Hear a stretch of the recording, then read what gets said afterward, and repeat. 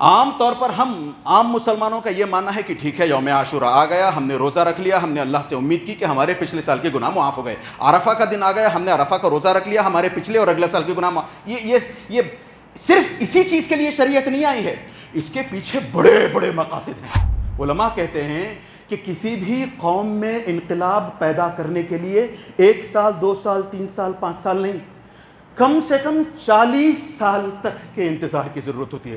ہم آج ووٹ ڈال کے آتے ہیں، چاہتے ہیں کہ کل ہماری سننے والا کوئی پیدا ہو جائے۔ ہم آج ہلکے سے نیک ہو جاتے ہیں اور چاہتے ہیں کہ اللہ کی رحمتیں ہم پر برسنے لگے، عذاب ہم سے دور ہو جائیں۔ یہ ایسے نہیں چلتا۔ آج ایسا اسلاموفوبیا ہے، کتنی بڑی سعادت ہے اللہ عز و جل کے ہم پر، پھر کیوں نہیں آتا نماز کو ہم لوگ؟ پھر کیوں سبق نہیں لیتے ہم لوگ اللہ عز و جل کی ان آیات سے؟ اسی وجہ سے اللہ عز و جل نے کہا وَذَكِّرْهُمْ بِأَيَّامِ اللَّهِ، ان کو اللہ عز و جل کی ایام، وہ دن، ایونٹفل ڈیز یاد کرواؤ۔ ان الحمد للہ نحمده ونستعینه ونستغفره ونعوذ باللہ من شرور انفسنا ومن سیئات اعمالنا، من يهد الله فلا مضل له ومن يضلل فلا هادي له، واشهد ان لا اله الا الله وحده لا شريك له، واشهد ان محمدا عبده ورسوله صلى الله عليه وسلم تسليما كثيرا۔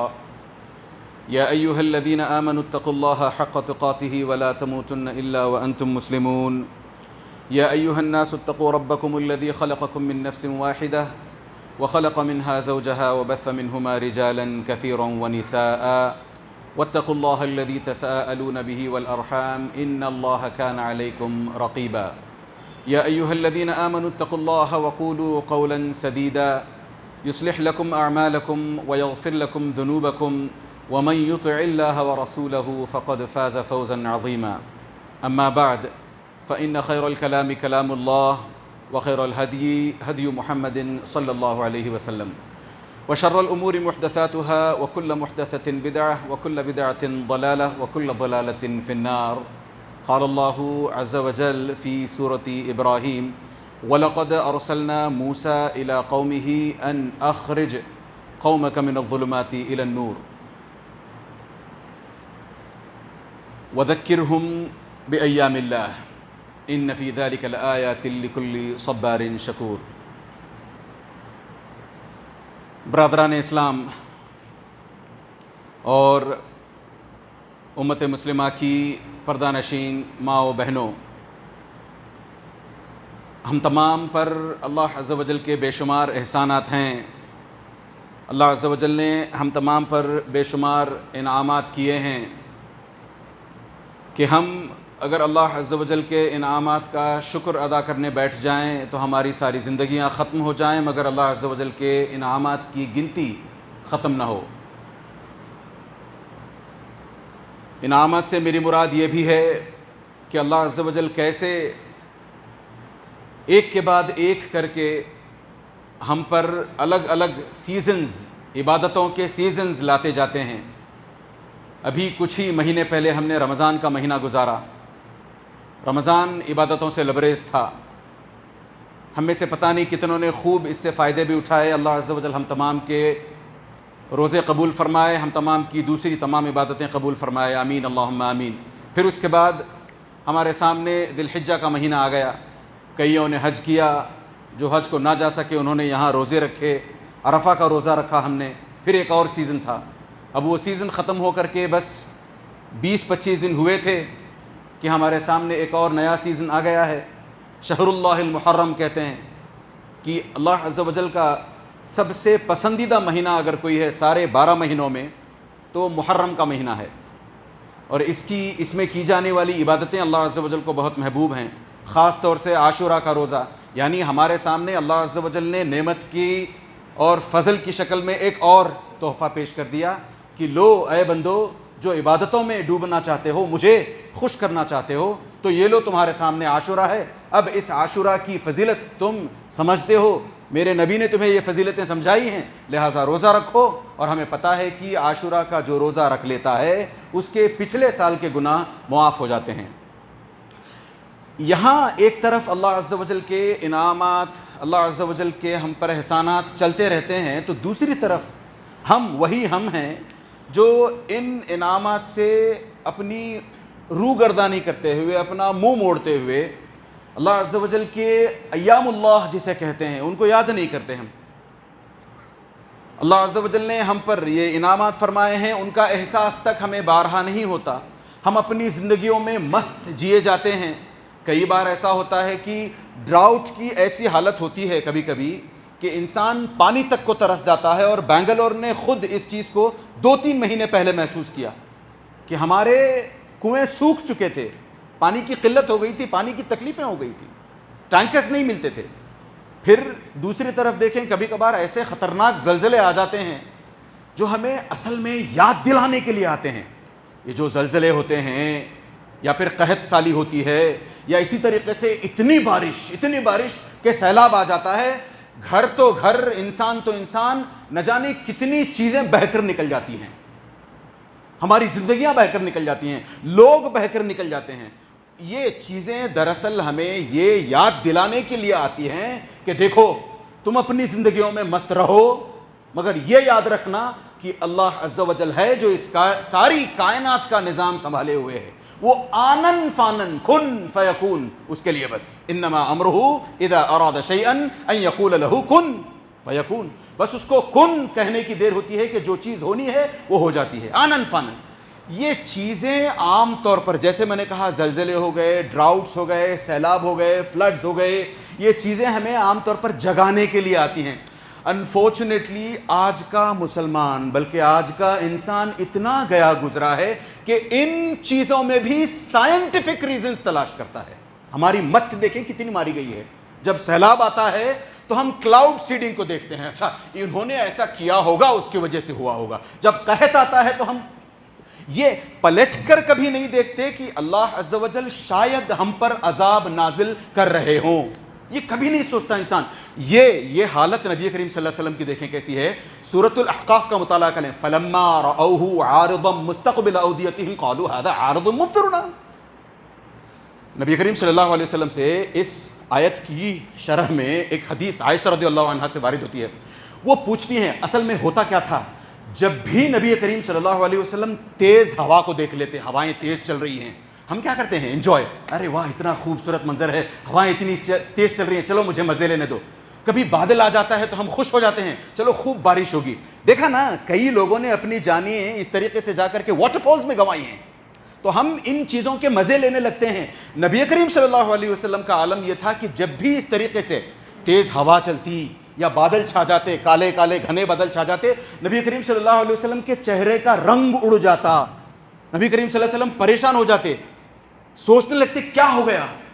اور اس بدلے ہوئے رنگ کو دیکھ کر کے عائشہ رضی اللہ تعالیٰ عنہ فرماتی ہیں کہ اے نبی کریم صلی اللہ علیہ وسلم، یا رسول اللہ، دوسروں کو تو ہم دیکھتے ہیں کہ جب بادل یا اس طریقے سے ہوائیں چلتی ہیں تو وہ خوش ہوتے ہیں، بادل کو دیکھ کر کے اس وجہ سے خوش ہوتے ہیں کہ اس میں امید ہے، اس میں سے پانی برسے گا، ہمارے کھیت پھر سے لہلہا اٹھیں گے. یہ دیکھ کر کے لوگ خوش ہوتے ہیں، اور آپ کا یہ عالم ہے کہ آپ کے چہرے کا رنگ بدل جاتا ہے، پریشان ہو جاتے ہو.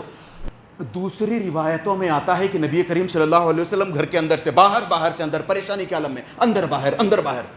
تو نبی کریم صلی اللہ علیہ وسلم سے جب پوچھا گیا تو جواب دیا، عائشہ تمہیں کس بات سے ایسے کیسے تمہیں یہ اطمینان ہو جاتا ہے، ایسے کیسے تمہیں یہ خاموش ہو جاتی ہو تم اس چیز کو دیکھ کر کے کہ ان بادلوں میں کہیں اللہ کا عذاب نہ چھپا ہو، اس سے کیسے تم اپنے آپ کو سیف محسوس کرتی ہو. تو اس سے پتا چلا کہ یہ جو بادل ہیں، یہ زلزلے ہیں، یا اس طریقے سے دوسری جو ہم جنہیں سپر نیچرل، بلکہ نیچرل، سپر نیچرل تو نہیں، نیچرل کلامٹیز، اللہ المستعان، یہ شبد بھی غلط ہے. تو ہم جنہیں نیچرل کلامٹی سے تعبیر کرتے ہیں ان کے سائنٹیفک ریزنز کھوجنے کی، تلاشنے کی کوشش کرتے ہیں. تھوڑا سا ایک قدم پیچھے چلے آئیں، دیکھیں کہ کب اس طریقے سے اللہ عز و جل نے زلزلوں کی شکل میں، قحط سالیوں کی شکل میں لوگوں پر عذاب بھیجا ہے. میں نے کہا تھا شروع میں کہ جب نبی کریم صلی اللہ علیہ وسلم نے ہمیں حکم دیا کہ یوم عاشورہ کا روزہ رکھو تو پچھلے سال کے گناہ معاف ہو جاتے ہیں. نبی کریم صلی اللہ علیہ وسلم عاشورہ کا روزہ مکے کے جاہلیت کے دور میں، جو لوگ جاہلیت یعنی نبی کریم صلی اللہ علیہ وسلم کے اپنے نبی بنائے جانے سے پہلے خود نبی کریم صلی اللہ علیہ وسلم مکے کے دور میں عاشورہ کا روزہ رکھا کرتے تھے. مگر جب نبی کریم صلی اللہ علیہ وسلم مدینہ پہنچے، مدینہ پہنچتے ہی نبی کریم صلی اللہ علیہ وسلم نے دیکھا کہ وہاں پر یہودیوں کے سیٹلمنٹس ہیں.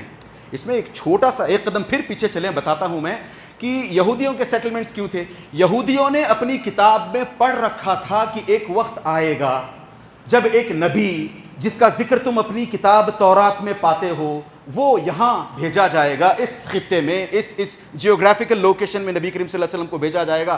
وہ امیگریشن کر کے, ہجرت کر کے مدینے کو آئے گا. یثرب اس وقت کہلاتا تھا, وہاں آئے گا, تم جا کر وہاں بسے رہو تاکہ تمہیں ہدایت ملے, تم اس نبی کو پا سکو. تو اس وجہ سے جب سبا کی مملکت تباہ ہوئی, فلڈز آئے وہاں پر اور پھر کچھ نہیں رہا وہاں پر, سب بہہ گیا, تو وہاں سے یہ لوگ نکل کر کے, یہود وہاں سے نکل کر کے, اوس خزرج یہ سب ہم جانتے ہیں, یہ وہاں سے نکل کر کے مدینے کے آس پاس آ کر کے مدینے میں بسنے لگے اس امید میں کہ نبی کریم صلی اللہ علیہ وسلم آئیں گے. اب جب نبی کریم صلی اللہ علیہ وسلم آتے ہیں تو نبی کریم صلی اللہ علیہ وسلم ان کو دیکھتے ہیں کہ انہوں نے عاشورہ کا روزہ رکھا ہوا ہے.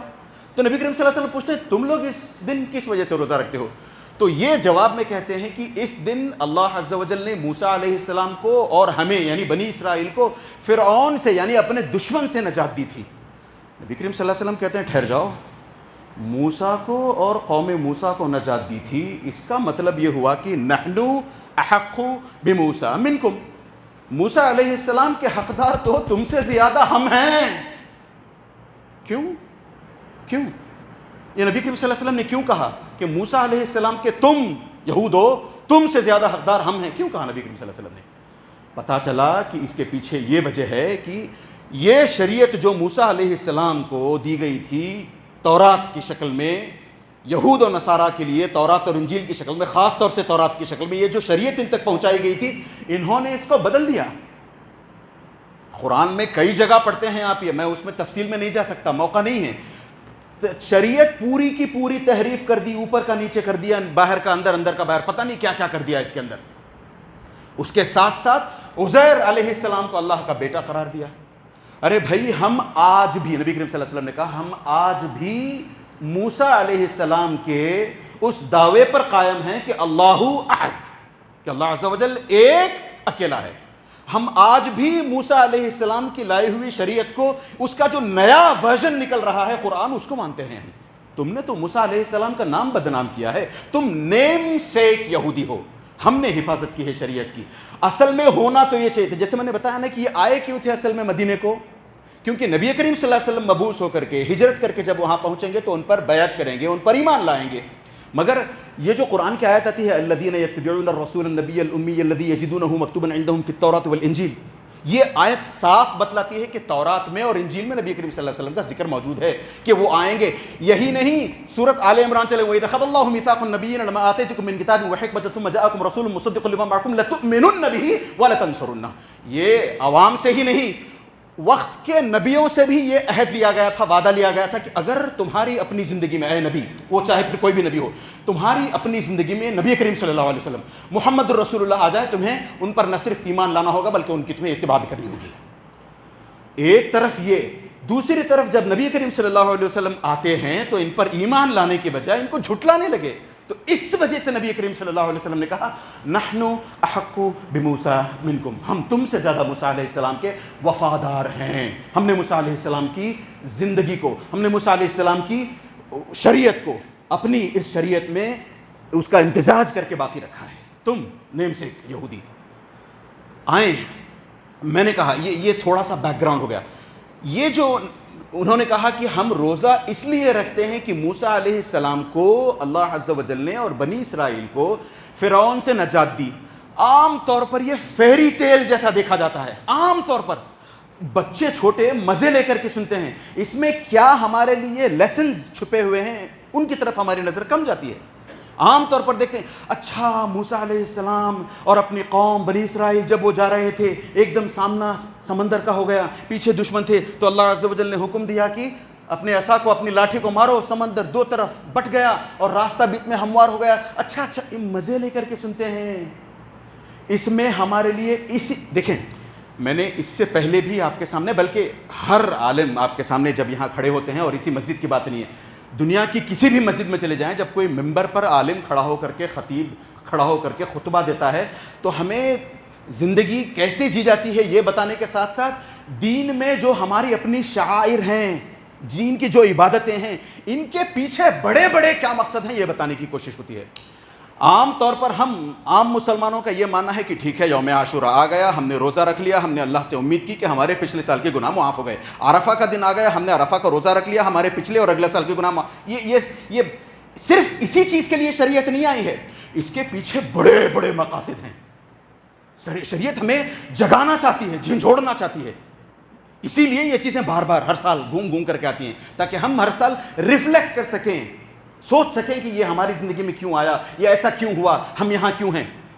چند ایک لیسنز انشاءاللہ تعالیٰ آج کے اپنے خطبے میں سمجھنے کی کوشش کریں گے کہ کیوں اللہ عز و جل نے وہ سمندر کو 2 ٹکڑوں میں بانٹ دیا، 2 حصے کر دیا، اور کیوں آسانی سے قوم موسیٰ نکل کر چلی گئی، اور وہیں فرعون غرقاب ہو گیا، فرعون ڈوب گیا، کیوں ہوا ہے؟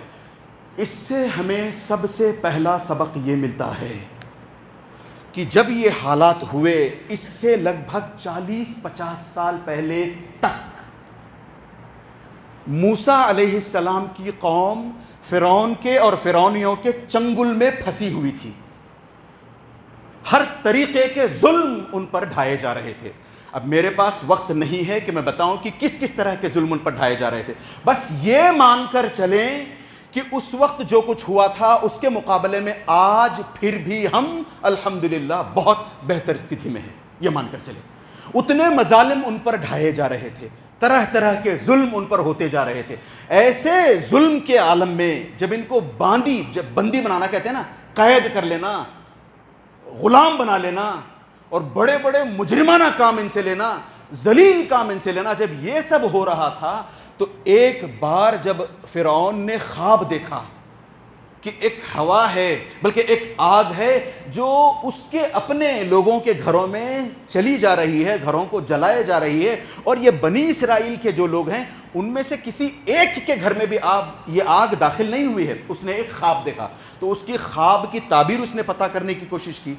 اب جب خواب دیکھا، خواب کی تعبیر پتہ کرنے کی کوشش کی، تو بتایا گیا کہ دیکھو تمہارا یہ جو تخت ہے، تمہارا یہ جو تاج ہے، تمہاری یہ جو سلطنت ہے، تم یہ جو بڑے پرائم منسٹر یا پریزیڈنٹ بنے ہوئے ہو، سارا تم سمجھتے ہو کہ ساری رین تمہاری ہے، سب تم گورن کرتے ہو، نہیں، یہ ایک چھوٹا لڑکا، ایک پیدا ہونے والا ہے قریب میں جو تمہاری سلطنت کو تباہ و تاراج کر دے گا۔ اس کے نتیجے میں اس نے پھر کئیوں کو ذبح کیا ہے۔ تو سب سے پہلا سبق یہ ملتا ہے ہمیں کہ جیسے اس وقت موسیٰ علیہ السلام کی قوم کو فرعون کی پریشانیوں کا سامنا تھا، مجبور تھے، مظلوم تھے، اس وقت اس خواب کے ذریعے سے اللہ عز و جل نے مسلمانوں میں، اس وقت کے مسلمان تھے وہ لا الہ الا اللہ موسیٰ رسول اللہ، اس وقت تو اس وقت کے مسلمانوں کے دلوں میں اللہ عز و جل نے امید جگائی کہ ایک آئے گا، آ کر کے ہمیں نجات دے گا، صرف یہ کنڈیشن ہے کہ تم مسلمان بنے رہنا۔ آج غور کر کے دیکھیں، حالات آج لگ بھگ ایسے ہی ہیں کہ نہیں؟ یہ اور بات ہے ہم غلام جکڑ کر نہیں بنائے گئے ہیں، ذہنی طور پر غلام ہیں کہ نہیں؟ ہم میں سے کتنے ایسے ہیں، 1 منٹ کے لیے سوچیں، ہم میں سے کتنے ایسے ہیں جو اپنے بچوں کو کل کے دن دین کا امام بنانا چاہتے ہیں؟ ڈاکٹر منظور ہے، انجینئر منظور ہے، پروفیسر منظور ہے، میرا بچہ کالج میں جائے گا، میرا بچہ وہ پڑھے گا، یہ پڑھے گا، میں اپنے بچے کو اچھے سے اچھی روزی روٹی کا انتظام کروں گا۔ کون ہے آج کے دور میں جو یہ سوچ سکتا ہے کہ میرا بچہ ایک امام بنے؟ یہ نہیں، قوم کیا ہے، قوموں کی امامت کیا ہے، یہ کیا سمجھیں گے بیچارے 2 رکعت کے امام۔ میں 2 رکعت کے اماموں کی بات نہیں کر رہا ہوں، میں قوم کی قیادت، قوم کو ایک لیڈر کی ضرورت ہے۔ کب آیا تھا پچھلی دفعہ ہمارے اپنی زندگی میں قوم میں کوئی لیڈر؟ کب؟ چھوٹا سا ایک اس کا سیملیٹیوڈ ملتا ہے، کہاں؟ ابوالکلام آزاد میں۔ ان کے ایک ریڈیو کے نشر پر ساری قوم جو انہوں نے کہا وہ مان لیتی تھی۔ آج پچھلے 70 سال سے یہ قوم یتیہون فی الارض۔ موسیٰ علیہ السلام کی قوم کے ساتھ ایک بڑا مسئلہ یہ تھا کہ نافرمانیاں انہوں نے اتنی کی تھی کہ اللہ عز و جل نے انہیں جنگل کے اندر بھٹکنے پر مجبور کر دیا۔ عام طور پر ہم کسی جگہ لاسٹ ہو جاتے ہیں، کہیں گاڑی لے کے چلا کے جا رہے ہیں، گوگل میپس چھوڑیں، یاد کریں وہ دن جب گوگل میپس تھے بھی نہیں، ان دنوں میں آپ سوچیں کہ اگر کہیں آپ if you are lost somewhere, کہیں کھو جاتے، اس کو پوچھا اس کو پیچھا، آدھے گھنٹے بھر میں باہر آ جاتے ہم راستہ تلاش کر کے۔ ٹھیک ہے ایک دن میں باہر تو آ جاتے، صبح کو بھٹکے شام کو واپس آ گئے نا، راستے پہ لگے ہم لوگ. انہوں نے 40 سال جنگل میں سے ادھر سے گزرتے گزرتے گزرتے یہ سوچتے کہ ٹھیک ہے وہاں سے باہر نکلے گئے، پھر راؤنڈ. ایک ویشس سرکل سے بن گئی تھی. ایک سال 2 سال نہیں، 40 سال تک بھٹکتے رہے. کیوں؟ علماء کہتے ہیں کہ کسی بھی قوم میں انقلاب پیدا کرنے کے لیے 1 سال 2 سال 3 سال 5 سال نہیں، کم سے کم 40 سال تک کے انتظار کی ضرورت ہوتی ہے. ہم آج ووٹ ڈال کے آتے ہیں، چاہتے ہیں کہ کل ہماری سننے والا کوئی پیدا ہو جائے. ہم آج ہلکے سے نیک ہو جاتے ہیں اور چاہتے ہیں کہ اللہ کی رحمتیں ہم پر برسنے لگے، عذاب ہم سے دور ہو جائیں. یہ ایسے نہیں چلتا. اور اس میں ایک انڈر لائن بات یہ ہے، اس میں ایک سب سے ضروری بات یہ ہے، یہ 40 سال قوم کیوں بھٹکتی رہی؟ اللہ عز و جل نے انہیں یوں کنسیڈر کیا تھا کہ تم کسی کام کے لیے، you are good for nothing, تم لوگ یہ کام نہیں کر سکتے. تم 40 سال بھٹکتے رہو، ان بھٹکنے کے دوران تو تم اپنی بیویوں سے ملتے رہو، بیویوں سے ملتے ہو، تمہارے بچے پیدا ہوں گے کل کے دن. یہ بچے 40 سال میں جب جوان ہو جائیں گے، یہ بچے یوشع علیہ السلام، یوشع ابن نون، ان کی قیادت میں جا کر کے یہ فتح کریں گے پھر القدس کو. تو یہ 40 سال جو لگے نا، ہمیں اس سے سبق لینا یہ چاہیے کہ ہماری اپنی زندگی میں اگر ہم نیکی کا بیج بوتے ہیں تو اس کے پھل کی امید کل اور صرف کل ہی نہ کریں. بیج بوتے جائیں، پانی دیتے جائیں، سینچتے جائیں. آپ چلے جائیں گے، آپ کے جانے کے بعد آپ کا جو لگایا ہوا پودا ہے، اسلام کا پودا، میں کسی بینین ٹری کی یا آم کے پودے کی بات نہیں کر رہا ہوں. ہم جو پودا اپنے بچوں کو نیک بنانے کے روپ میں لگاتے ہیں، یہ آگے چل کر 40 سال اس کے بعد کہیں ان کے رنگ دکھائی دینے لگیں گے. تو سب سے پہلا سبق ہمیں یہ ملا کہ جیسے اس وقت موسیٰ علیہ السلام کی قوم کو مظلوم ہونے کی وجہ سے مدد کی درکار تھی، آج کے بھی مسلمان کو، ایوریج مسلم، پتہ ہے ہم لوگوں کو، ہم اس بارے میں کیئر بھی کرتے ہیں، ایک ایوریج مسلم کو یہ بھی پتہ نہیں ہے کہ عیسیٰ علیہ السلام زندہ ہیں. ایوریج مسلم کا عقیدہ یہ ہے کہ وہ جو سولی پر لٹکایا انسان دکھائی دے رہا ہے وہ عیسیٰ علیہ السلام. ایوریج مسلم کو یہ پتہ نہیں ہے کہ عیسیٰ علیہ السلام پھر نازل ہوں گے قیامت کے قریب.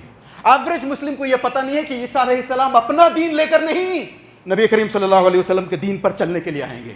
ان کو جب نماز کے لیے اقصا میں آگے بڑھایا جائے گا، وہ کہیں گے نہیں، میں پیچھے رہنے کے لیے آیا ہوں، میں بھی، تم آگے بڑھو، نماز تو پڑھو. ایوریج مسلم کو تو ایسے میں ہم جو لوگ ہم سمجھتے ہیں کہ ہم جانتے ہیں دین کو، ہمارا فرض بنتا ہے کہ جو لوگ نہیں جانتے ان تک سمجھائیں، یقین دلائیں. آج سب سے بڑا فتنہ، سب سے بڑا پرابلم مسلم امت میں ہے، اسلام چھوڑ کر کے لوگ جا رہے ہیں، جوان بچیاں. ان کی ذمہ دار ہم نہیں تو کون ہیں؟ کیا ہم ہاتھ پر ہاتھ دھرے بیٹھے رہیں گے کہ جب تک موسیٰ علیہ السلام، جب تک عیسیٰ علیہ السلام نہیں آتے، جب تک مہدی نہیں آتا تب تک ہم نہیں. اللہ ایک اور سبق اس سے جو ملتا ہے، اس سے موسیٰ علیہ السلام کے اس واقعے سے ایک اور سبق جو ملتا ہے وہ یہ ہے کہ اللہ عز و جل ان لوگوں کی قدر کرتے ہیں جو اللہ عز و جل کے دین کی اس وقت مدد کرتے ہیں جب دین کو ہمارے مدد کی ضرورت ہو. پکی پکائی کھچڑی ہو، ہر کوئی ہاتھ صاف کرنے آ جاتے ہیں. جب کچھ نہیں ہو، فاؤنڈیشن سے کام کرنا ہو، لوگ آ کے برابر صلاح دے کے جائیں گے، ایسا کیوں کرتے ہو، ویسے آ کر کے ایک قطرہ ان سے پسینے کا نہیں ٹپکتا. اسی وجہ سے اللہ عز و جل نے کہا لا یستوی منکم من انفق من قبل الفتح وقاتل اولئک اعظم درجۃ من الذین انفقوا من بعد وقاتلوا. ایک وہ ہوتے ہیں جو پکی پکائی کھچڑی کو بس ہضم کرنے کے لیے آ جاتے ہیں، دوسرے وہ ہوتے ہیں جو اللہ عز و جل کو جب دین کو مدد کی ضرورت ہوتی ہے، دین کی مدد کرنے کی ضرورت ہوتی ہے، آگے بڑھ کر کے اپنی جان کے نظر آنے تک پیش کرتے ہیں. ایک بات یہاں میں بتا دوں، میں آپ لوگوں کو اشتعال میں نہیں لا رہا ہوں کہ اب اٹھو جاؤ الٹا سیدھا، نہیں، کچھ نہیں، بس طلب ایک. پیچھے جا کر کے دیکھیں، سورۃ یونس کا مطالعہ کریں. میں نے سورۃ ابراہیم سے آیت پڑھی تھی، سورۃ یونس کا وَأَوْحَيْنَا إِلَى مُوسَىٰ وَأَخِيهِ أَن تَبَوَّآ لِقَوْمِكُمَا بِمِصْرَ بُيُوتًا وَاجْعَلُوا بُيُوتَكُمْ قِبْلَةً. اس کے بعد کی آیت، اس کے بعد کا ٹکڑا اسی آیت میں وَأَقِيمُوا الصَّلَاةَ. آج دیکھیں ہم میں سے کتنوں پر نماز کی پابندی ہے؟ کہیں ہے ایسا کسی مسجد میں؟ پورے انڈیا کو گھوم لیں، کہیں آپ کو روکا گیا ہے کہ نہیں نماز پڑھ. ویگر میں ہوتا ہے یہ, لوگوں کو دین پر باقی رہنے نہیں دیا. چیچنیا میں ہوا یہ, رشیا میں پہلے ہو چکا ہے, کئی 100 سال پہلے ہو چکا ہے. آج ہم پھر بھی چین کی سانس لیتے ہیں کہ ہمیں جس مسجد کو جب بھی جانا ہو جا سکتے ہیں, نماز جماعت کے ساتھ پڑھ سکتے ہیں, روز پڑھ سکتے ہیں, کوئی روکنے والا ہے نہیں. وہاں موسیٰ علیہ السلام کو اور ان کے بھائی ہارون علیہ السلام کو یہ حکم ہوا کہ دیکھو تم جب نماز پڑھنے کے لیے نکلتے ہو, کس کے لیے؟ نماز پڑھنے کے لیے نکلتے ہو, تو فرعون اور فرعونی تمہیں پریشان کرتے ہیں. وَجَعَلُوا بُيُوتَكُمْ قِبْلَةً, گھر کے اندر رہو. تَبَوَّأَ لِقَوْمِكُمْ بِمِصْرَ بُيُوتًا, گھر کے اندر لگے رہو, گھر کے اندر قبلے کو پکڑو. گھر کے اندر ہی تمہارا قبلہ, اس وقت قبلہ بائی دا وے بیت المقدس تھا, تو اس کو قبلہ بناؤ. آگے کیا کہا؟ وَأَقِیمُوا الصَّلَاةَ. پتا چلا ہماری اپنی زندگی کی کامیابی کی لائف لائن نماز ہے. اور یہاں کسی دن فجر کو آ جائیں آپ لوگ, اگر نہیں آتے ہوں تو کراس چیک کرنے کے لیے. ہم میں سے ہر ایک یہ مغالطہ اس غلط فہمی میں ہوگا کہ ٹھیک ہے صرف میں نہیں آ رہا ہوں, میں وہاں یا یہاں یا گھر میں, ہاں یا نہیں, غائب میری نماز. باقی سب آتے ہوں گے, مسجد تو اتنی بھری ہوتی ہوگی, آ کر کے دیکھیں مشکل سے 2 یا 3 آدمی ملتے ہیں. صرف اس مسجد کی بات نہیں, صرف اس مسجد کی بات نہیں, جگہ جگہ جا کر کے, جہاں آپ رہتے ہیں وہاں جا کر کے دیکھ لیں. یہ ہمارا آئینہ ہے. ہمیں نماز سے اللہ عز و جل کی مدد لینی چاہیے. میں نے کہا کہ اس سے کئی سبق ملتے ہیں. ایک اور سبق بتاؤں اس سے, ہم اپنے بچوں کے ساتھ کیا سلوک کرتے ہیں اس کا ثبوت. اس وقت جب فرعون کو پتا چلا کہ ایک پیدا ہونے والا ہے, ایک چھوٹا بچہ ہے جو بڑا ہو کر کے میرا تخت, میری سلطنت مٹا دے گا, تو اس نے کیا کیا؟ ہر پیدا ہونے والے بچے کو فوراً ان کے ماں باپ کے سامنے زندہ مار دیتا. اسلاموفوبیا نام سنا ہوگا, اسلاموفوبیا. آج ایسا اسلاموفوبیا ہے, کتنی بڑی سعادت ہے اللہ عز و جل کے ہم پر. پھر کیوں نہیں آتا نماز کو ہم لوگ, پھر کیوں سبق نہیں لیتے ہم لوگ اللہ عز و جل کی ان آیات سے؟ اسی وجہ سے اللہ عز و جل نے کہا وَذَكِّرْهُمْ بِأَيَّامِ اللَّهِ, ان کو اللہ عز و جل کی ایام, وہ دن, ایونٹفل ڈیز یاد کرواؤ. یہ جو مارا کرتا تھا, ارے کیا بیتتی ہوگی ایک سیکنڈ کے لیے سوچیں اس ماں پر جس نے 9 ماہ تک ایک بچے کو پالا ہے. اس کو پتا نہیں ہے کہ اس بچے کا جینڈر کیا ہے, اور وہ بچہ باہر نکل کے آتا ہے, دیکھا لڑکا ہے, مار دیا ماں کے باپ کے سامنے. آج واللہ آج ویسے نہیں تو دوسری طریقے سے ہم اپنے بچوں کو مار رہے ہیں. ہم اپنے بچوں کو مار رہے ہیں. کیسے؟ ہمارے اپنے بچوں کی آخرت برباد کر کے. میں نے کہا نا تھوڑی دیر پہلے, کون ہے ہم میں سے جو اپنے بچوں کو کوئی امام بنانا چاہتا ہو, دین میں فقیہ بنانا, اور اگر فقیہ بن کے بھی آ جائے تو جیسی قلاش حالی ہوتی ہے, جس غربت میں وہ زندگی گزارتا ہے, اس پر تو پھر ہر کوئی آ کر کے فتوے جڑ کر کے جاتا ہے. کوئی ہے جو اسلام کے لیے سوچنے والا ہو, کوئی ہے جو اللہ کے لیے جینے والا ہو, کوئی ہے جو آج کے اس دور میں جب اسلام کو ضرورت ہے مسلمان کی, سچے مسلمان کی, دھیریہ رکھنے والے مسلمان کی, کوئی ہے جو اپنا ہاتھ اٹھائے اور کاؤنٹ کر لے, اپنا نام کاؤنٹ کروائے, جیسے بولتے ہیں نا stand up and be counted. کوئی ہے؟ جب اسلام اپنی سب سے کمزور ترین کڑی پر تھا, اپنے سب سے کمزور ترین مرحلے میں تھا, ورقہ ابن نوفل, انہوں نے کیسے امید جتائی, کیسے کہا, تمنا کیسے کی کہ کاش یا رسول اللہ اس وقت میں آپ کے ساتھ موجود ہوں. یا لیتنی فیہا جدعا, لیتنی اکون حیا, میں اس وقت زندہ رہوں, میرے بازوؤں میں اس وقت طاقت رہے. یا نبی صلی اللہ علیہ وسلم, جب آپ کی قوم آپ کو مکے سے نکالے گی میں آپ کی مدد کرنا چاہتا ہوں. آج اسلام اپنے لووسٹ پوائنٹ پر ہے. آج اسلام کو ضرورت ہے کہ لوگ اسلام کے لیے جان قربان کرنا نہیں, بالکل نہیں, اسلام کے لیے جی کر دکھلائیں. یہ ہمارے اسباب ہیں, ان سے ہمیں سبق لینا چاہیے. یہ جو عاشورہ, عرفہ اور حج یا پھر دوسرے رمضان, خاص طور سے یہ جو مہینے آتے ہیں, صرف ہمیں عبادتوں میں پالش کر کے صاف کرنے کے لیے نہیں آتے. ان کے پیچھے جو بڑے مقصد آتے ہیں ان کو سمجھنے کی ضرورت ہے. اللہ سے دعا کریں کہ اللہ عز و جل ہمیں سچ مچ اپنی زندگی کے مقصد کو سمجھنے کی توفیق عطا فرمائے. اللہ سے دعا کریں کہ اللہ عز و جل ہمیں سچ مچ ایک سچا, اچھا, جیوت مسلمان بنائے. اصل میں ہم اگر اس طرح کی تعداد میں آنے لگے نا تو موسیٰ علیہ السلام کی ساری سٹوری بائی دا وے پورے قرآن میں صرف موسیٰ علیہ السلام ہی ایک ہیں جن کا پیدائش سے ذکر ہوا ہے، جن کی پیدائش کے بارے میں بتایا گیا ہے. اور ایک اور سبق بتاؤں اس سے کیسے لینا ہے. مائیں، خاص طور سے مائیں ذرا دھیان دیں. وَأَوْحَيْنَا إِلَى مُوسَىٰ إِلَى أُمِّ مُوسَىٰ أَنْ أَرْضِعِيهِ فَإِذَا خِفْتِ عَلَيْهِ فَأَلْقِيهِ فِي الْيَمِّ وَلَا تَخَافِي وَلَا تَحْزَنِي. یہ جو ویسے ماؤں کو جب میں کہہ رہا ہوں تو میں آپ کے 2 منٹ لوں گا، اور میں ویسے ماؤں کو اگر کہہ رہا ہوں تو باپ بغل نہ بجائیں کہ چلو ابھی جا کر کے گھر پہ ماؤں کے کان مروڑنے ہیں، بیویوں کے نہیں. سب سے پہلے ہم اپنے آپ کو سدھاریں، مائیں خود بخود سدھریں گے انشاءاللہ تعالیٰ.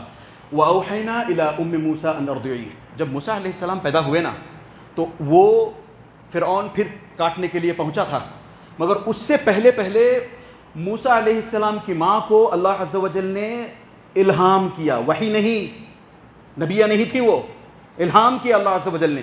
الہام نہیں سمجھتے، انٹویشن. ہاں، تو اللہ عز و جل نے انسپائر کیا ان کو. تو انہوں نے موسیٰ علیہ السلام کو ایک پالنے میں ڈالا اور دریائے نیل میں بہا دیا. دریائے نیل میں بہاتے ہوئے وہ یہ سوچ رہی تھی کہ اگر میں اپنے بچے کو اپنے پاس رکھتی ہوں تو میرے بچے موسیٰ کی موت سرٹن، پکا آئیں گے، مار کے چلے جائیں گے. میں بہا دیتی ہوں اگر تو کم سے کم امید تو ہے کہ بچ جائے گا. جبکہ وہ جو گھڑیال جسے کہتے ہیں مگرمچھ، وہ بھی آ کر کھا سکتی تھی، کچھ بھی ہو سکتا تھا. اس کے کیسا اسپلٹ سیکنڈ ڈیسیژن لینا تھا انہیں. ہمیں بھی کئی دفعہ اس طریقے سے الہام ہوتا ہے. اللہ ہمیں بتاتے ہیں کہ تمہارے اپنے بچوں کے ساتھ مجھے یاد آتا ہے ایک واقعہ. ایک صاحب نے ایک اور صاحب سے، ایک عالم سے، نیم عالم، جا کر کے پوچھا کہ میں اپنے بچے کو حافظ بنانا چاہتا ہوں. تو انہوں نے کہا نہیں یار، حافظ بنا کے کیا کرو گے، انجینئر، ڈاکٹر، فلاں بناؤ نا. وہ آج کے دن ڈاکٹر یا ڈینٹسٹ بنا ہے. وہ آج اس کی ماں ترستی ہے کاش میں نے اپنے بچے کو حافظ بنایا ہوتا بات سن کر کے. تو الہام ہوتا ہے، اس وقت ہمیں اس مومنٹ کو ہمیں کیپٹلائز کرنا چاہیے اور وہاں بسم اللہ کر کے آگے بڑھنا چاہیے. وہ جو موسیٰ علیہ السلام کی ماں نے موسیٰ علیہ السلام کو ایسے بہایا، بہانے کے بعد یا بہاتے وقت شیطان، یہ نسائی میں جا کر کے روایت پڑھیں، پوری ڈیٹیل میں روایت ملے گی آپ کو. امام نسائی نے نکالی ہے روایت، یہ پوری ایک دم لمبی روایت. اس میں یہ بات آتی ہے کہ جب موسیٰ علیہ السلام کو ایسے بہایا گیا تو شیطان نے آ کر ورغلایا. جو موسیٰ علیہ السلام کی ماں نے سوچا تھا اس کا الٹ بتایا. ارے تم اگر اپنے بچے کو ایسے پانی میں نہ بہاتی اور اپنے پاس رکھتی تو کیا ہوتا، زیادہ سے زیادہ موسیٰ کو مار دیا جاتا. یہی نا، کم سے کم تم اس کو کفن تو کر سکتی تھی، اپنے ہاتھوں دفن تو کر سکتی تھی. کیسا دیکھا شیطان کیسے بہکاتا ہے. جبکہ انہوں نے کیا سوچا تھا، میرا بچہ اگر پانی میں جائے گا تو بچنے کی امید ہے، یہاں رہے گا ڈیفینیٹلی مارا جائے گا. ہمیں اسی طریقے سے سبق لینے کی ضرورت ہے. ہمیں اپنے بچوں کو دین سکھلا کر جانے کی ضرورت ہے. اللہ سے دعا، ویسے بہت اسباق ہیں، ہم اپنے آپ کو ریوائیو، اپنے ایمان کو ریوائیو کریں. یہ دیکھیں، صرف موسیٰ علیہ السلام کی نصیحت سے، موسیٰ علیہ السلام کی زندگی سے ہمیں اتنی نصیحتیں ملی ہیں تو اندازہ کریں نبی کریم صلی اللہ علیہ وسلم کی سیرت کا اگر مطالعہ ہو جائے تو زندگیاں ہماری پلٹ نہ جائیں. یہاں اسی مسجد میں ہر سیٹرڈے کو عشاء کے بعد سیرت النبی کا پروگرام شروع ہوا ہے. یہ میں کر رہا ہوں اس لیے نہیں، آپ آئیں. یہ سیرت النبی ہے ہی اتنی میگنیٹک، آپ کو چھوڑے گی نہیں. آپ پھر واللہ یہ ایسا ذائقہ ہے، ایسا چکھ لو گے آپ کہ پھر اس کو چھوڑو گے نہیں. اللہ سے دعا کریں بس کہ اللہ عز و جل ہمیں سچ مچ سیرت النبی کا ہو، موسیٰ علیہ السلام کی زندگی کا ہو یا دوسرے انبیاء کا ہو، مطالعہ کر کے اپنی زندگیوں میں رنگ بھرنے کی، صبغۃ اللہ کا رنگ بھرنے کی توفیق عطا فرمائے. جب تک اللہ عز و جل ہمیں زندہ رکھے، مسلمان بنا کر چین کے ساتھ اور امن کے ساتھ زندہ رکھے. جب ہمیں اللہ عز و جل اس دنیا سے لے کر جائے تو سوء خاتمہ سے بچاتے ہوئے، ہماری زبانوں پر کلمہ توحید جاری کرواتے ہوئے، لا الہ الا اللہ کہتے ہوئے ہمارے اپنے خاتمے کو خیر تک پہنچائے. آمین یا رب. ان اللہ و ملائکتہ یصلون علی النبی یا ایھا الذین آمنوا صلوا علیہ وسلموا تسلیما. اللهم صل علی محمد وعلی آل محمد كما صليت على ابراہیم وعلى آل ابراہیم انک حمید مجید. اللهم بارک علی محمد وعلى آل محمد كما باركت على ابراہیم وعلى آل ابراہیم انک حمید مجید. عباد اللہ رحمنی ورحمکم اللہ. ان اللہ یأمر بالعدل والإحسان وإیتاء ذی القربى وینہی عن الفحشاء والمنکر والبغی یعظکم لعلکم تذکرون. اذکروا اللہ یذکرکم وادعوہ یستجب لکم ولذکر اللہ اکبر واللہ یعلم ما تصنعون.